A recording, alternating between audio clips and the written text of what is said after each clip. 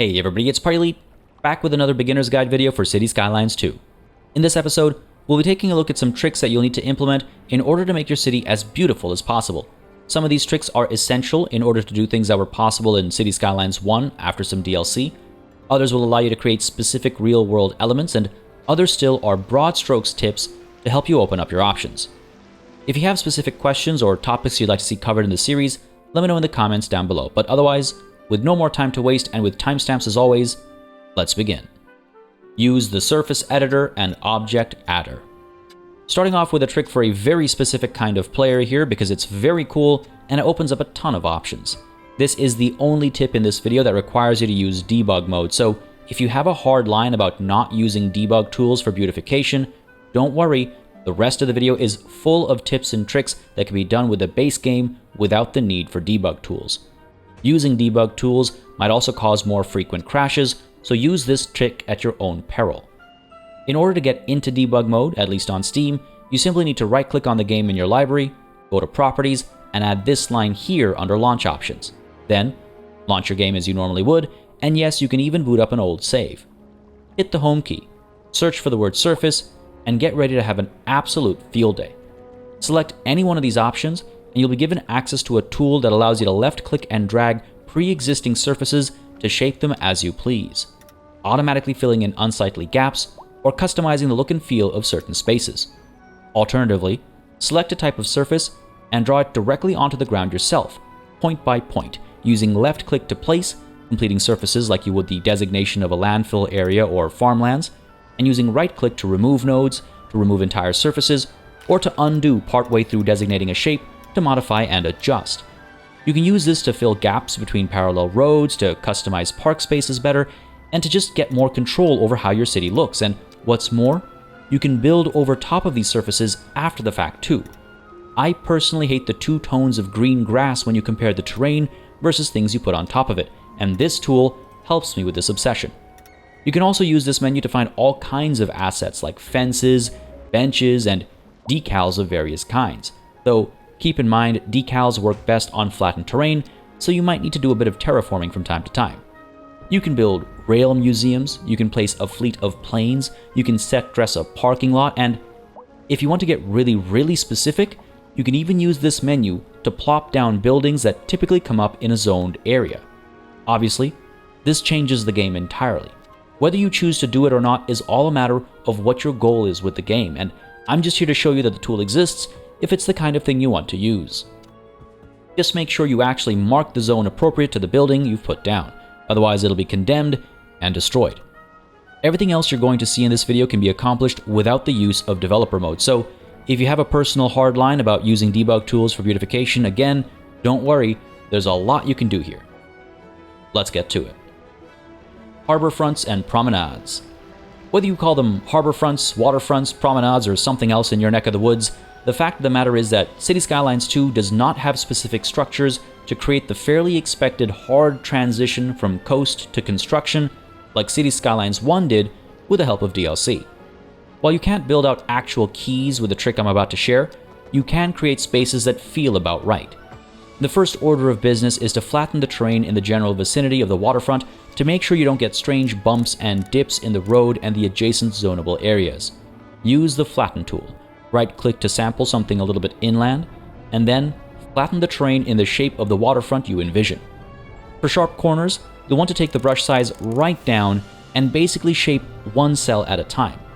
Once this is done, keep your brush size down at about 10 or so, and using the Shift Terrain tool at about 20% strength, right-click along the shore in one spot to create a little ridge. Then, use the Flatten tool to sample this lower height area with a right-click, and proceed to create this ridge along the coast. I find it easier to subtract from your heightened area rather than bring more above the sea level. It tends to be cleaner and a bit more forgiving of errors. The size of the lower area doesn't matter, but bear in mind, once we're done, that lower area will be completely removed, so adjust your coastline accordingly. Once you've built out your shape, select the road you want along the waterfront and increase its offset from the ground by the lowest possible increment. Then, place the road such that it hangs off the top of the higher ground, building a wall down to the lower point. Once you've done this, Go back in with the terraforming tools to lower the terrain further and expose the wall completely. Done.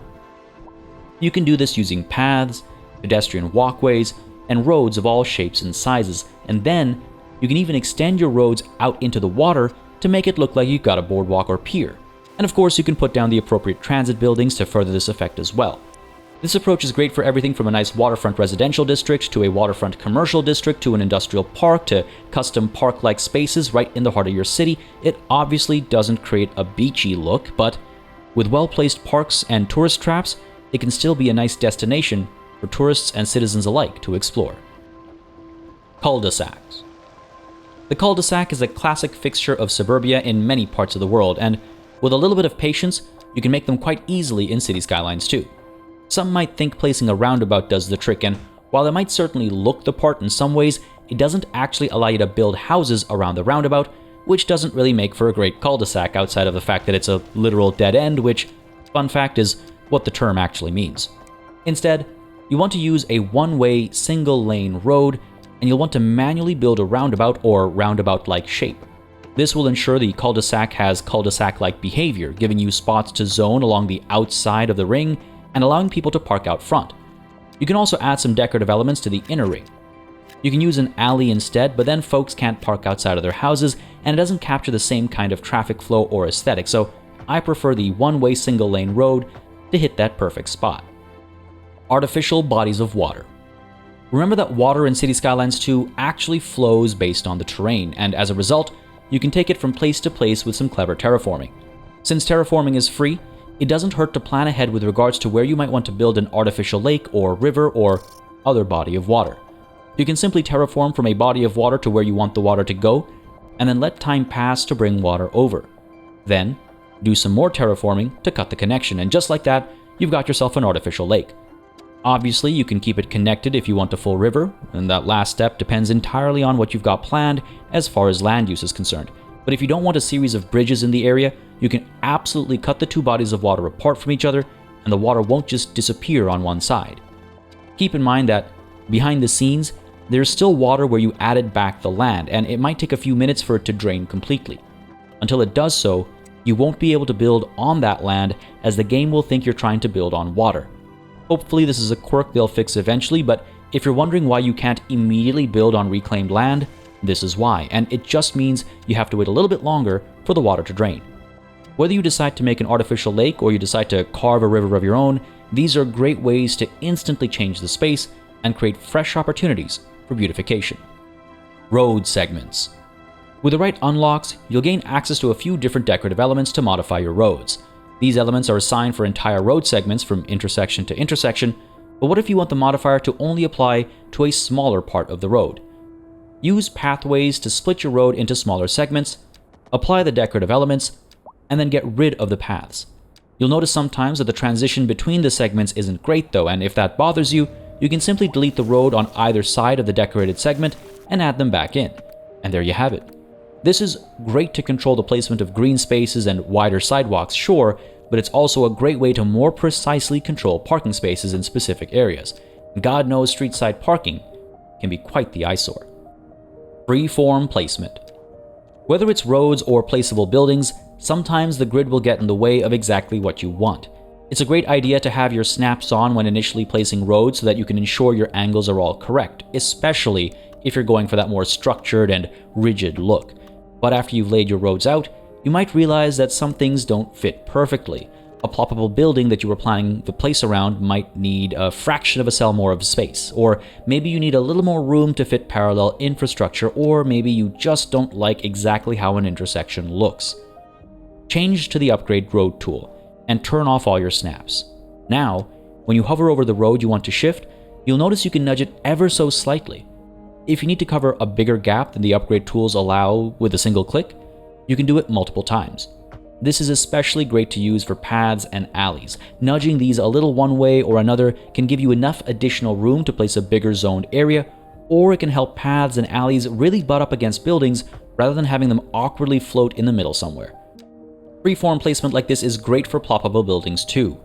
Turn off all the snaps, and then remember to hold the right mouse button down as you drag around to get access to freeform rotation as well. This unlocks so many options, allowing you to align buildings more nicely to curved road sections and fit them into snug spaces too. Freeform Placement also allows you to place buildings just a little further back from the road.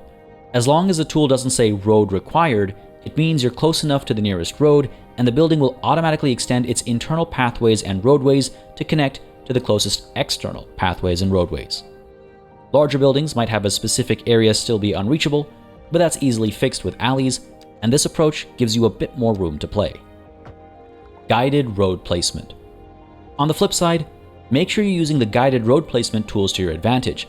There's a nice grid tool that will let you quickly place down a grid of roads, and you can always go in afterwards using the upgrade tool if you want to quickly swap certain roads out for different ones.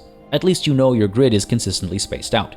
The parallel tool is great, especially as it allows you to customize the distance between the roads. This is great for making fancy boulevards beyond the central median, and it's great for things like highways too. Separately, if you ever see zones get all broken and janky like here, there's actually a fix. It works more often than not. If you see this happen, delete the road you just placed, turn off the snap to road guidelines, and place the road down again. I've consistently seen this fix the zone issues, and this can make a huge difference in the overall look and feel of your city. Experiment with zone sizes and facing. If you want to get extremely specific and particular, you want to spend some time with how you go about zoning your spaces. For one, if you care where the front of your building is, you want to make sure to leave empty spaces at corners, since buildings will choose which way to face on their own volition otherwise. Sometimes, zones are attached to the road from one side, but not another. In cases like this, you can typically place pedestrian pathways adjacent to the road you don't want buildings to face as a way to force the cells to recalculate, and then simply delete this pedestrian pathway, and your cells should be properly aligned. This is particularly important for row houses that should all be facing the same direction. Outside of row houses that have a pretty specific width, you should experiment with different zone sizes, and consider putting zones down in those sizes as opposed to across entire sections. If you just use the bucket fill tool, the game will subdivide it however it wants to. But if you place zones down in units of, say, 2x2, or 3x3, or 4x4, or 3x2, or 3x4, you'll see them build up in those sizes specifically. And if they don't, bulldoze and try again and again depending on how particular you're being. You'll get what you want eventually. You can do the same thing if the buildings aren't matching colors the way you want them to. Just bulldoze them and let them rebuild over and over until you get what you want. This kind of precision can lead to some beautiful patterns and can be very well worth your time. Beyond that, if you're chasing skyscrapers, you want to make sure to zone particularly large parcels of land at once, typically 6x6 is the maximum size.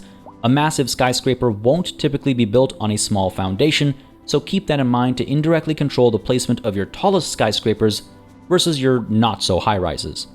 This applies to commercial, residential, and office zones alike, and industrial zones should also be placed in a considered way to ensure less waste of space and to retain some control over the aesthetic of your industrial parks.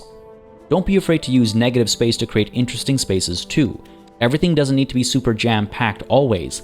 Little gaps and alleyways, little courtyards, room to place trees and bushes, these are valuable in cities too, unless you're intentionally trying to make an urban hellscape. I hope this video helped you make your cities a little more beautiful. If it did, consider hitting the like button, and if you have any pointers of your own, feel free to share them down below. I have a few more ideas for guides and have already received suggestions for more topics in the comments of my previous video, so keep those questions and suggestions coming, and I'll keep answering all that I can. For more city building content, don't hesitate to subscribe, and if you want more tips for City Skylines 2, check out the playlist linked on screen right now. Otherwise, as always, a massive thanks goes out to all of the channel members and patrons who've been supporting the channel on a monthly basis. Y'all keep us alive and running smoothly, and of course, a big ol' thanks goes out to each and every one of you for watching. Until next time, cheers.